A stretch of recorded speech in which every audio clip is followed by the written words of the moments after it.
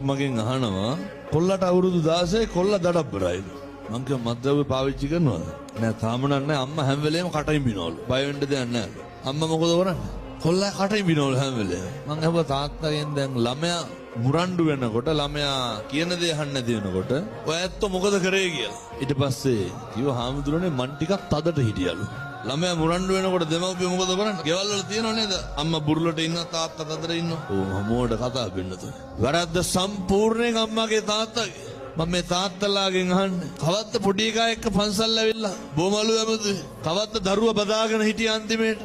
මගේ දුවේ මගේ පුතේ කියලා ළමයි වැළඳ ගන්න ඕනේ. ළමයි මත්ද්‍රව්‍ය වලට හුරු වෙන්නේ කොල්ලොන්ගෙන් අහනකොට කියන හාමුදුරනේ ආතල් එකට කියලා. මොකක්ද ආතල් එක කියන්නේ? ආතල් එක කියන්නේ බිනතුනේ සතුට.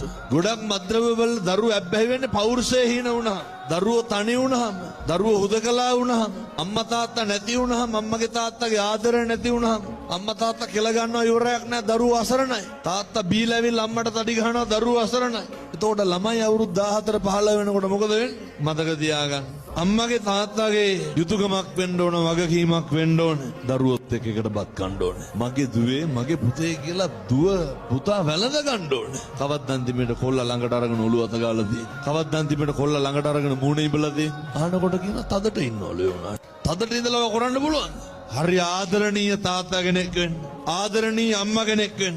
කොච්චරද කියනවනම් දරුවන්ට පුළුවන් වෙන්න ඕනේ අම්මටයි තාත්තටයි පිටු පාණ්ඩ බැරි මට්ටමට හිත ඇදෙන්න ඕනේ. අවදාවත් දරුවන්ගේ පෞරුෂය, දරුවන්ගේ කොන්ද ගෙවල් වල කඩන්න එපා. දරුවෝ හීන කරන්න එපා. එහෙම වුණාම මේ දරුවෝ මත්ද්‍රව්‍ය වලට හුරු වෙනවා. ඇබ්බැහි වෙනවා. මං ඒ දරුවන්ට කියනවා අම්මගේ තාත්තගේ සිතුම් පැතුම් මොන මට්ටමේ තිබ්බත් කමන්නේ. එක පොලිසියකවත් නැහැ. අප දෙන්න කවුරු ඇවිල්ලාද? යාළුවෝ ඇවිල්ලා. හැමතැනම ඉන්නේ අම්මා තාත්තා ඇවිල්ලා. මොකක් හරි වැරදුනහම කවුද ඉන්නේ? අම්මයි තාත්තයි.